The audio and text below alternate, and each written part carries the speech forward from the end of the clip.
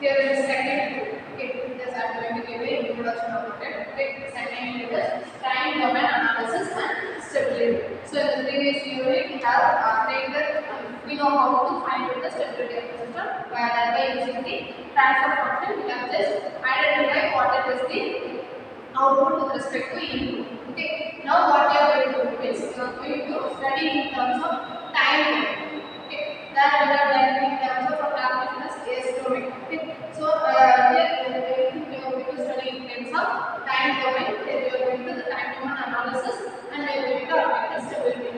Okay, and for that first initially want to know what is the time domain. Okay, what is the time domain analysis? What does it mean? That is the time response. What is our system like this? We will be having a system over here. We will be giving an input and we will be getting an output, right? So the output with respect to the input, if it varies with respect to time, that is specific time response. Okay, the output of any system. Okay, whenever an input is given to that system, if it varies with respect to time, then it is said to be time response. Okay, and now so now this is the curve. Okay, this is a we have seen CSA output as the input from the previous step, right? So here our output C of t. Okay, with respect to who, that is S domain, so we have taken everything as in Laplace transform C of S. Today I will do other. We have taken input R of C input and C of S is output. We have taken everything in Laplace transform, so we have calculated everything in S domain. Here what we are going to do? Here we are calculating in the terms of time domain. Okay. So what is our output here? C of t. So output with respect to whom it is going to change? With respect to time. So what happens if the time increases? Okay. If the response of the time is getting increases, what is our output is initially doing? It has a transient response, which means it is linearly increasing. So for a certain period of time. This time period is said to be transient response. What it is doing? With respect to the time, our output of the system is increasing. Up to when it is increases, up to it reaches a steady state condition for a time. Okay, up to when it reaches to a steady state condition. When it will reach the steady state, if the time is keep on increasing, if the time is up to infinity, for example, okay, for certain value, for certain period, it gets increases. After that, it reaches to the steady state. Any system, for example, if you consider the pipe or whatever. From the initial stage, what happens when you are geared? What will you do? It will initially start. Okay. After that, when you are pushing forward, what it will do? It will come to a stable position. When you change the gear, it will change accordingly. But initially, in this system, if we switch on it, what happens? It will raise to the value. After that, the operation will become steady state until we again go back to the off state. Okay, so up till the working condition, till the time is infinite, our response will be steady state condition. So that increasing position, okay, from the initial state, from the starting of the pipe to reach the certain first gear or second gear state, how it will be? It is transient. This increases according to your rising. So according to your accelerator, your bike will start raising, right? So that is what the transient response. The transient response will be according to this like this instruction, how many up to a time period. After that, the time tends to infinite. This will become what? The response will be in steady state condition. Okay, so that how can we do? The total output C of this depends on who? Depends on the transient response of the output plus the steady state response of the output. And CDR is the transient response and SS of T is the steady state response. Okay, steady state response. Okay, and now this as I said before, transient response. When it becomes time tends to infinite elements. Okay, but when time tends to infinite, what the transient response will be? It will stop, right? Here, when time it moves on, okay, the transient will stop. It will keep on increasing, will stop. Who comes there? understand. Whenever the system gets operated up to that only your transient response will be there. If further the time is getting infinite means your transient response will zero. That is the meaning. If time is infinite, what is your transient response? It will become zero. For a steady state response, when its time is steady infinite, that becomes steady state response will occur. Okay. So the total output with respect to time C of t is equal to, for example, consider 10 plus 5 e power minus 3. Okay, that is this 10 is what? Your transient response plus what is this steady state response.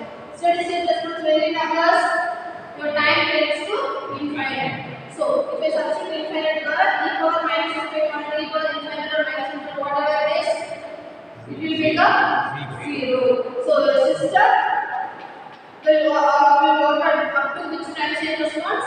Up to the 10. Okay. After that, what will be the state? It will be in the steady state condition. That is the meaning. Are you able to understand? And next, standard test signals. For studying these input and output, what you are going to do? You are going to give a reference signal. Input will be there, system will be there, output will be there. Okay. From as a feedback, what you are going to do? You are going to compare it with some test signals. Okay. For that, we have to know about the 4 test signals. One is impulse, step, ramp, and parallel. In that, unit impulse signal, how it will be? We will be representing as del of t. Unit impulse signal represented as del of t. Okay, that is del of t will be 0. When if this is all what? You have to know this for what? This all is a reference signal. Input is going to go to the system, the output is going to happen. For particular application, you must know the step signals. These step signals will be given. You must know this test signals, and these test signals is considered as the reference signals. And already there is a signal which you are interpreting. The reference signal is compared with that. Accordingly, this totally can be attained. For that purpose, what are the reference signals? What are the test signals that you are going to do? This is the basic. That is the 4 types of test signals. One is unit impulse signal. What are the conditions of the unit impulse signal? The unit impulse signal is considered as del of t. If you are giving the reference signal is an impulse signal, means when it will be 0 means del of t will be 0 for time not equal to 0, which means time period is 0, right? Okay. Other than this, negative side and positive side, the impulse signal both come. The impulse signal will only be in this direction. This will be along the directions of del of t. That's it. Okay, along the y direction. Okay, it won't come this side. It won't come negative side also. Okay, what we can say, the unit impulse response will be 0 for negative as well as positive. When time is in the negative way and when time is in the positive value side, the impulse response will be 0. We are saying the impulse response del of t is 0 for time not equal to 0. Okay.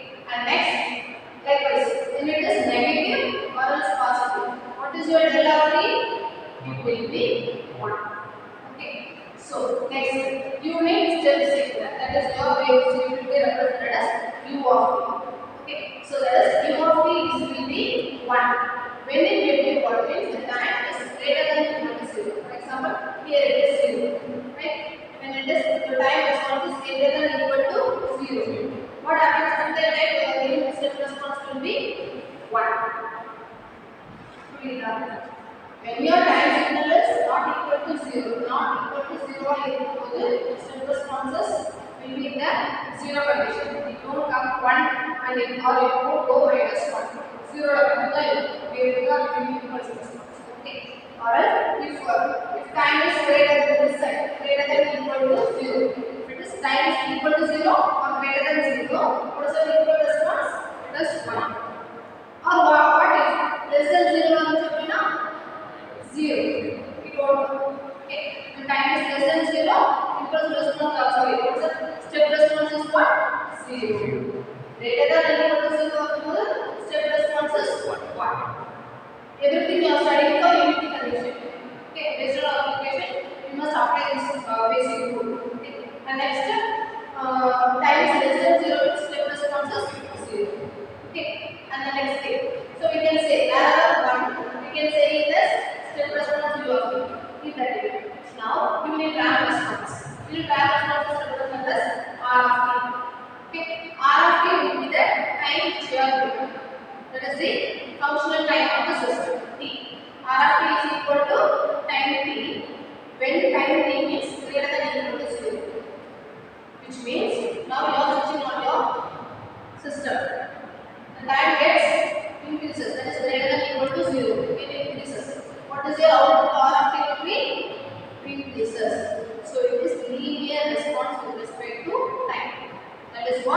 You will ramp response.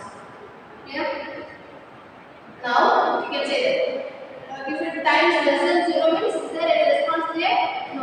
Time is less than 0 means it is what? 0. So shall I say that R of t is equal to what it is time t, right? When the time t aligns, greater than or equal to it shall say time q of t into 1, right? So let's say it like this. That is q of t is what? 1. Here it is what? Time t into 1. So ramp responses is t times the u of t. When time to go with respect to the step response, we can take this as a reference. Another thing is parabolic. So next, I'm making it here. That is parabolic unit. Parabolic. Okay. The unit parabolic is represented as P of t. Okay. Whereas we can say this P of t is equal to t square by 2. What is the copy of this there?